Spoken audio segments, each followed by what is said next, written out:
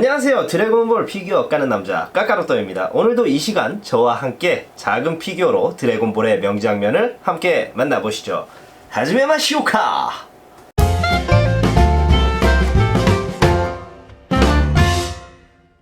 세계적으로 모을만한 가치가 있다는 이름의 피규어가 있습니다. 대단히 거창한 이름인데 막상 실물을 보면 그냥 아기자기하고 귀여운 비주얼이에요.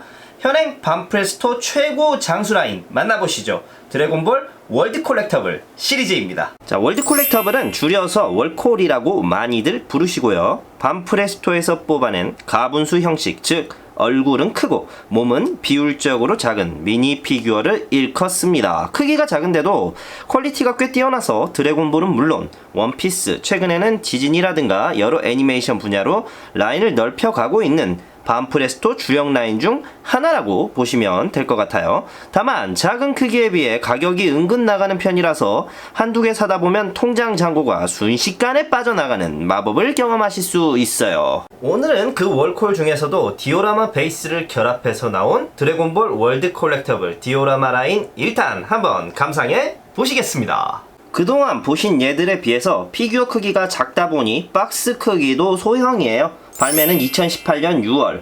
이거 제가 서울 올라와서 받았는데 지금 보니 발매된 지 은근 오래되었습니다.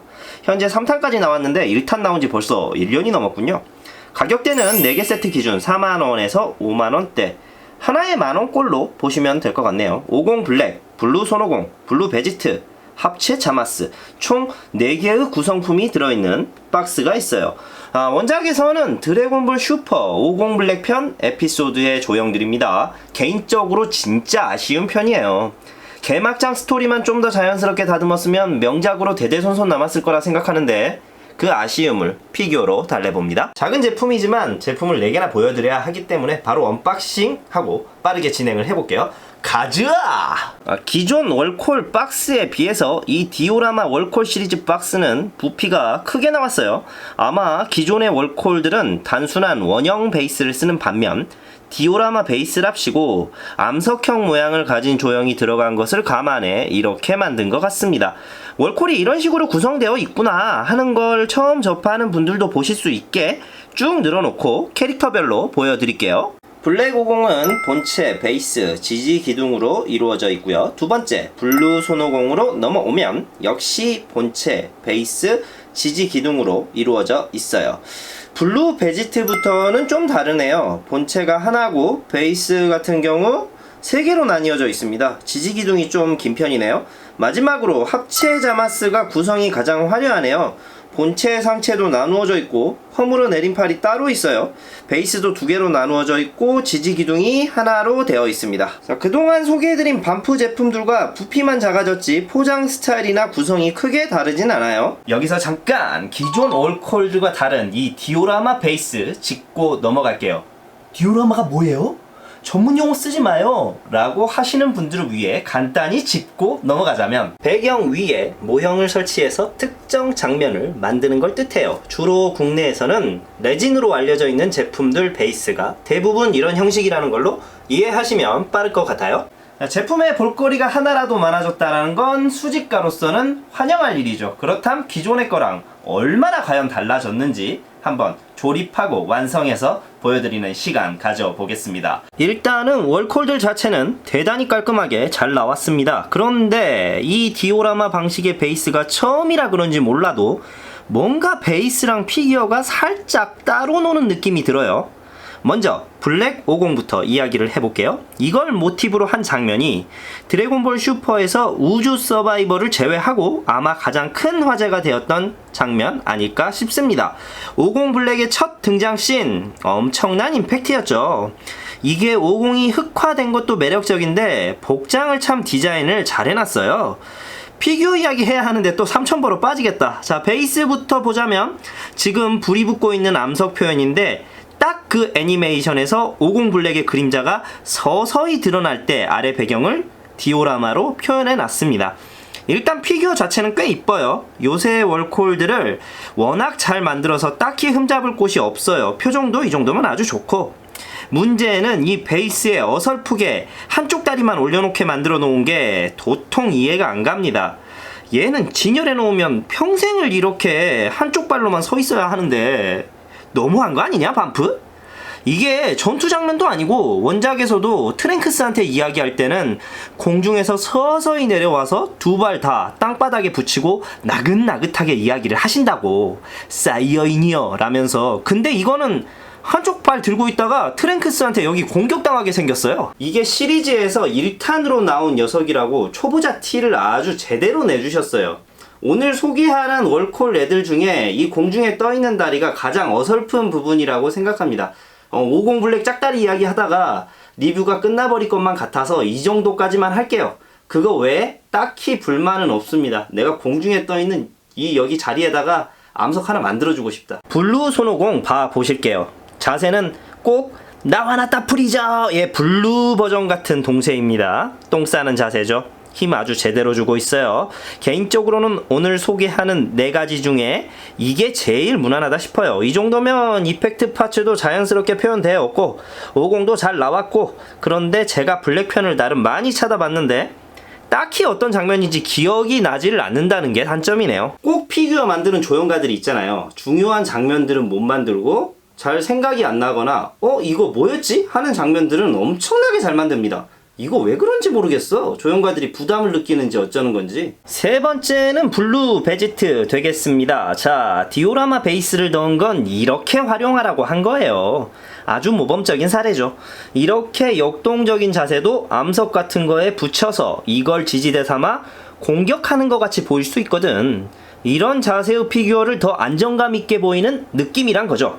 이걸 보니까 또 블랙 50이 생각나서 거슬리네 이거.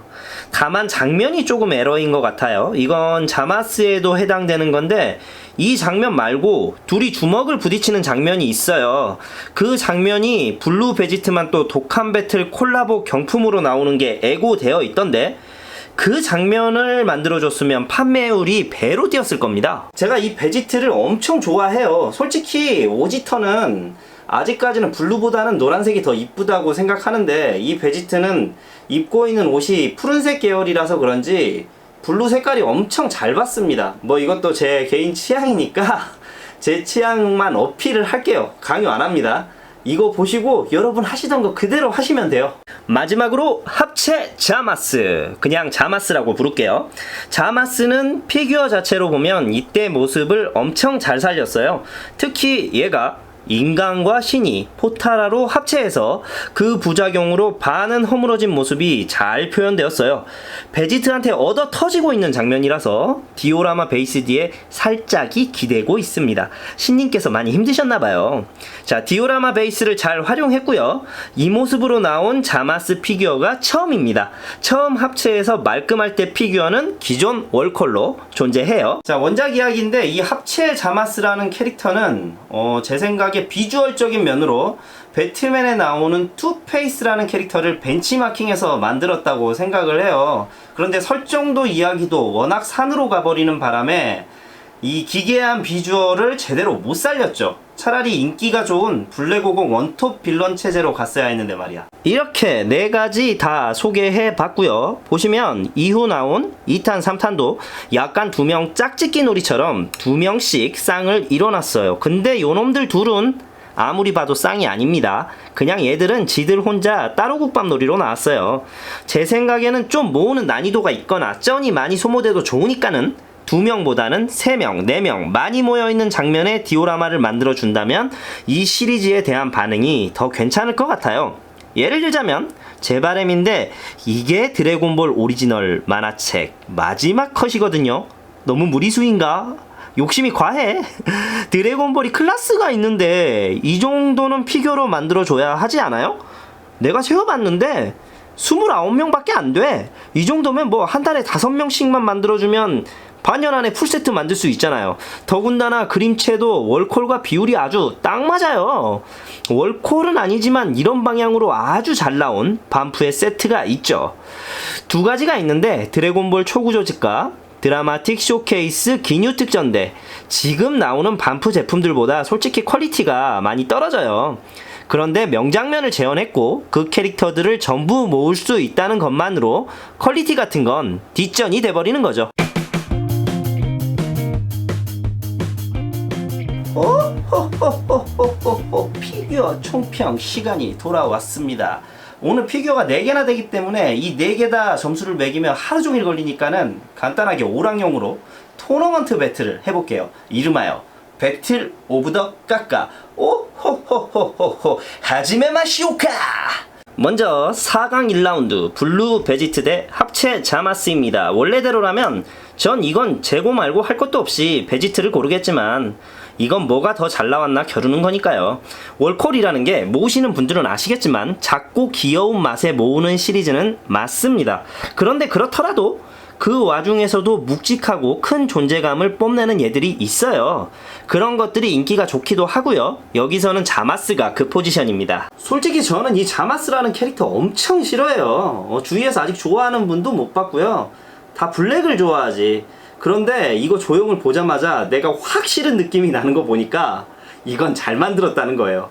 그래서 블루 베지트에겐 미안하지만 이건 합체 자마스의 승리로 주도록 하겠습니다. 2라운드는 블루 손오공 대 블랙 되겠습니다. 이건 판단하기가 애매하네요. 블랙 발만 땅바닥에 뒀다면 재볼 것도 없이 블랙의 손을 들어줄 텐데 발을 들고 있어버리니 이거 참... 차라리 50 베이스 위에 블랙을 두는 게 더 안정감 있어 보이겠어요. 완성도를 보고 정하는 거라 저는 블루 손오공 손을 들어주겠습니다. 자, 대망의 결승전. 이건 블루 손오공 대 합체 자마스. 둘 다 너무 괜찮습니다. 깔끔하기는 블루 손오공이 좋은데 디오라마에 최적화된 건 자마스라는 생각이 듭니다. 원작에서는 지는 녀석인데 피규어가 돼서는 승리자가 되었네요. 그래서 합체 자마스의 승리. 제 생각에는 반프가 그냥 놔둬도 잘 팔리는 월콜을 디오라마라는 시리즈로 낸 데에는 다 이유가 있다고 봅니다.